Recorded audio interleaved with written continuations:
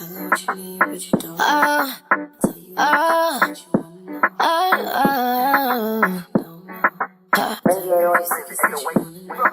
I don't waste my time on nobody. No controller, I'm sorry.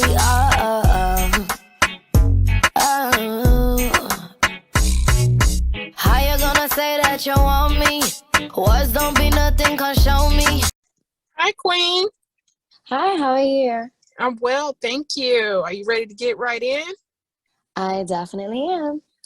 All right. So my first question, Queen, is you're a Bermudian pop and reggae, and we're going to put soul on there because you got so much soul, okay? Period. Period, Pooh. Who were your influences growing up? So surprisingly, my influences are gonna, confuse you a little bit. So I'm a big Luther Vandross fan, like big time. So I guess that's probably where I got a little bit of soul from.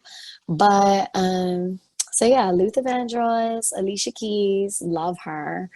Definitely love Rihanna and Barris Hammond, Okay, who is like a reggae god. Like, yeah, love him. Okay, you got a good mix going on. I can dig it. So, if you can think back far enough, what was your first cover? And when did you discover your own sound and style? Okay, so my first cover was Alicia Keys. Some people want that one, diamond rings. Yeah, I had done that with this person named Ben Badamizzi. And then what was the second question? When did you discover your own sound and style?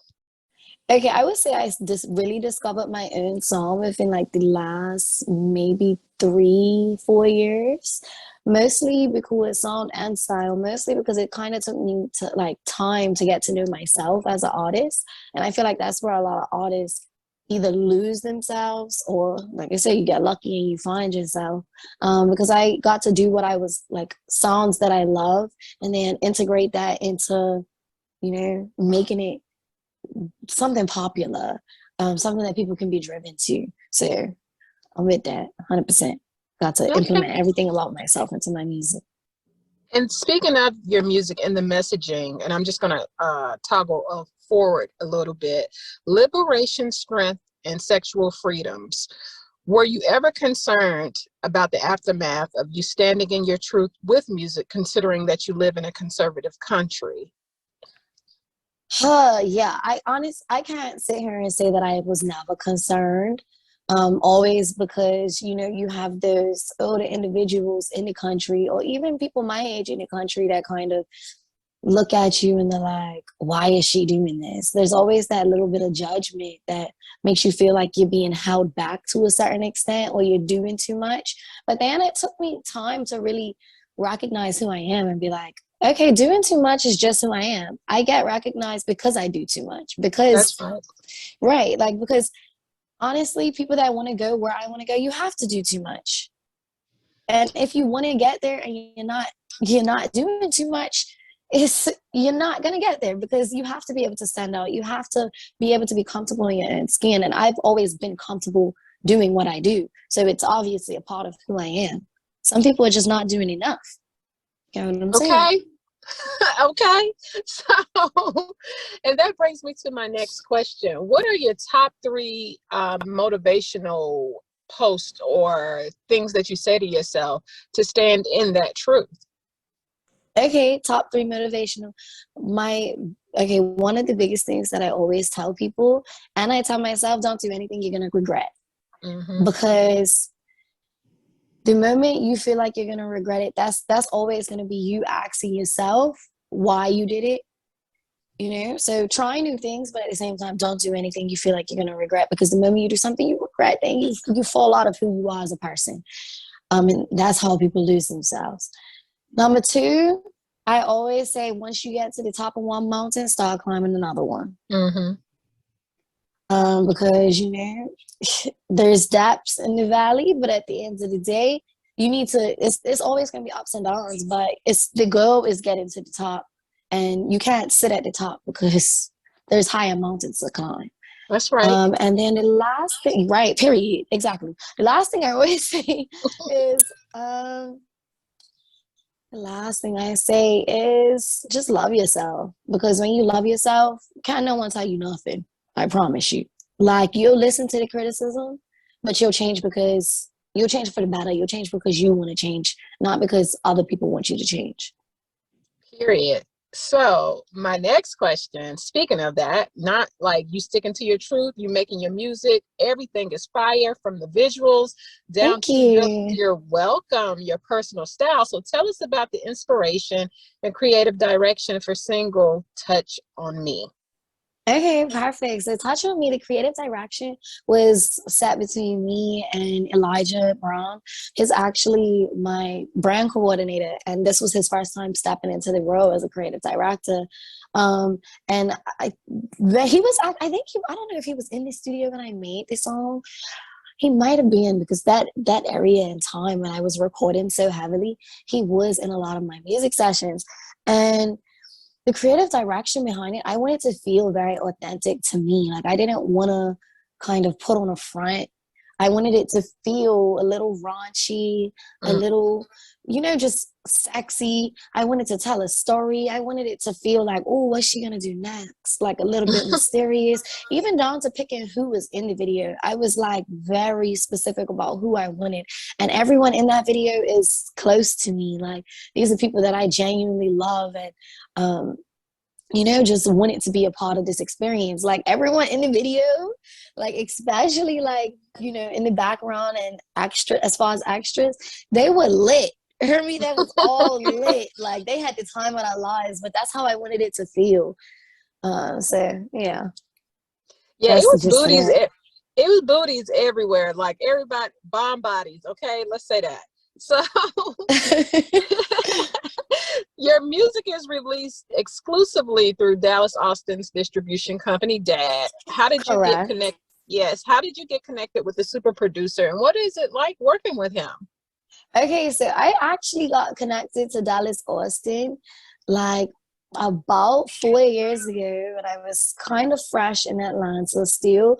And I was working with a producer named Press Play, who is one of Dallas's producers that he works with often. And we was working on a record, and we was originally recording at Dallas's studio that he had, but then the studio had gotten booked out from one of the labels, and he was like, well, we're just gonna have to work in Dallas's house, because why not?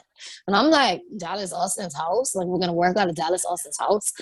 And the first moment I met Dallas, it was late at night and we was hungry, and he was like, we're going to McDonald's. I'm like, okay. Like, within maybe 15 minutes of meeting this man, he's talking about everyone jump in one of his cars and we're going to McDonald's. And from there, he was super cool. And time had went by. Dallas has always been very open and honest with me about my music. And back like a few years ago, he had really just told me that he really wanted me to find myself in my music. And I came back to him maybe last year, and I was like, I played in my record Sunset Sucks. And he was like, oh, I'm gonna bring you over to my distribution company. And I was just like, all right, let's go. So Dallas is just the coolest person ever. Like, he's a rock star. Like, that's all I can say when people ask me about him. Like, he is a complete rock star. Love that guy. Like, he is amazing. Okay. So, Kaelyn, you have a story that fairy tales are made of when you think about the obstacles you overcame breaking into the industry with a solid foundation, like wrongful deportation and the illness of your mother. Can you elaborate on those hard-hit moments and how they made you stronger? Okay, so dealing with immigration has always been like a touchy or weird battle for me, mostly because it's like, as an artist, you're like, okay, I need to build a repertoire of so many things in order to prove myself worthy of moving to an entertainment visa. And then the moment that I got that, no, you can't be in the US, I was kind of just like, huh? What did I do wrong? Yeah. I'm not a bad person, I promise. But, it kind of just made me really sit down and go back to the drawing board and be able to go through my contacts and just look at everything that I have done as far as like entertainment industry in Bermuda, and being able to, you know, build accolades for myself in social media. It helped me recognize like what I needed and build the funds to be able to afford an entertainment visa. Like, it's just been a blessing to, you know, be able to overcome that and have the ability to overcome it, because immigration don't play, honey. Like, they do not play. That's a very scary thing. Mhm. And it's crazy that I went through it, because it's like, I know a lot of families are going through it as well. And if you don't have the funds to be able to deal with immigration, it's just, you know, like, that's a hard thing to deal with, face in general. And then with my mom, it's just been, you know, it's a up and down thing. She's, you know, she's getting better. But like I said, you know, just prayers. That's all I ask for in that situation. Definitely sending prayers your way, Queen. You got this, okay? So, and Thank you. speaking, you're welcome. And speaking about having it, like you are where you're supposed to be. God makes no mistakes. So you've inked deals with Amazon, Steve Madden, Sovereign, Mm-hmm. Linktree, and you were listed as Forbes 30 under 30. How does Yeah. that make you feel? It makes me feel like I'm doing a lot, especially like for people coming up in my country, like Mhm. being able to see someone like me do it. Because growing up, I didn't have that. I didn't know if this was even possible. Like, a lot of the things that I have accomplished and achieved, I didn't know. I've never seen anybody do it, you know? Right. And then the Forbes, being able to be awarded as a Forbes 30 under 30, that kind of, it didn't catch me off guard, because I knew, well, it did and it didn't. Because I knew they had reached out and I was recommended and I did the interviews. It was just a tedious process of being able to answer questions and submit paperwork to see if I'm even eligible. But I guess I was eligible after reaching out. But it was just a lot of questions. It felt like I was doing a test or a little exam slick. And I'm like, I don't know if I'm past this one. But then when the list was dropped, I'm like, oh, shoot, I did that. Like, how? But I mean, like, I know how, because I've been doing it every day, all day. But yeah, like, it's cool to be able to build accolades and build a repertoire of, you know, excellence. And I'm just proud and glad that I could keep doing that for people from my country or other Caribbean countries, so they know that they can make it out the country too. Like, it's just a lot of hard work and dedication, a lot of time. Okay. Killing them softly, girl. Okay. So, all right. So tell me about, so you have the artist link up. Tell me, Mm-hmm. what do you look for in artists, or do you just set the stage for up and coming artists to just have a platform where they can perform? Okay, so the artist link up isn't even a performance platform. It's more of a growth. It's more of a growth platform, a development platform, a platform for artists to connect and feel like there's Mm-hmm. some sort of community. Because what I've learned in every industry, not even just in the Bermuda industry, I've learned that there's a separation between all of us. And sometimes people feel like they're competing with each other, but at the end of the day, it's like, yeah, the industry is a little competitive, but we're overall here to help each other. So the link up is more so um, just a development meeting for that I like call, and I honestly want other people to do them and grow from them, and even, like, you know, have their own link ups. Like, it's not something that I want to be um to be solely connected to myself. I wanted it for artists and other creatives, not even just music artists, to be able to get in a room and learn from each other. Because sometimes I get in them rooms and I be learning from them too. It's not even just like, oh, I'm the person always teaching, you know? Right. Everyone's got experiences and everyone's grown in their own way. So we could always learn from each other. Okay. Now, this is a unique question because Mm-hmm. I listen to your music and you bomb, like, even from your Thank covers you. until now. You're welcome, just bomb. But have you ever received constructive criticism, and how did you use it to make your singing stronger? I receive constructive criticism all the time, especially working with Dallas now. Like, constructive criticism is something that I'm always receiving. But what I end up doing is I always, like, for example, recently within the last couple of months, my constructive criticism was like, okay, you're starting to look too much like a social media influencer, which is always going to be a part of, you know, anything in nowadays, because everyone's becoming influencers. You got to be influential in order to make some sort of buck in the industry. But yeah, so that was one of my biggest critiques recently. And it kind of hit me a little hard because I'm like, dang, well, I'm not touring. I'm waiting for new music to come out. But, you know, that's a political thing. And working with like a distribution company, like, and just even having my own personal things going on, like, I ain't got nothing to post right now. So honestly, it was just like, I felt like it was a smack to me. I was like, damn, I don't know what to do. But instead of panicking, what I did was I sat down and I went back to the drawing board and I made something shake. Okay. I made it shake, because that's all you can do at the end of the day. It's like, yeah, sometimes constructive criticism makes you feel some type of way, but at the end of the day, it's what you do next. Period. I think you're my Bermudian spirit. Like, you're my spirit in another country. Okay, that part. Love that. So I have two more questions. What next for you? I'm sorry, say that one more time. It broke up. What next for you? What else do you have in the works? Okay, so I'm actually about to shoot the music video to Spillin'.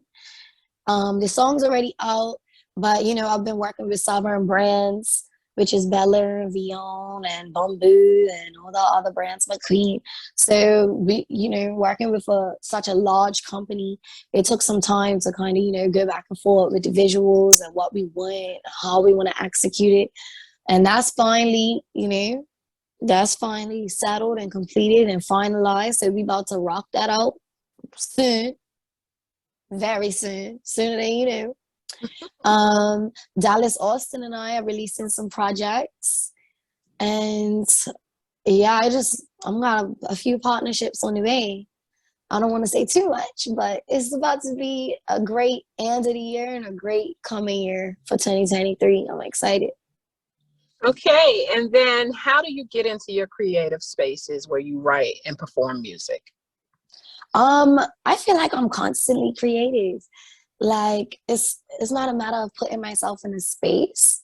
Sometimes there are spaces where I don't necessarily feel creative in, but I try to find my creative self in everywhere that I go and everything that I do and everything that I am.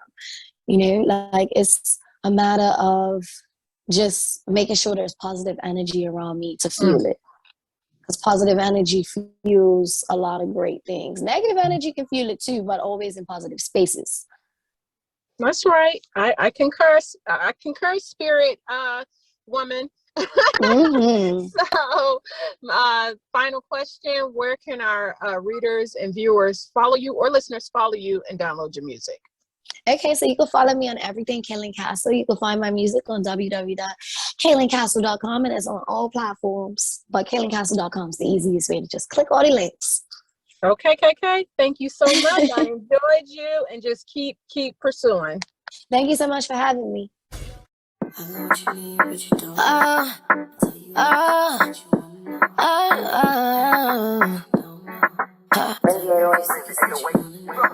I don't waste my time on nobody. No controller, I'm sorry.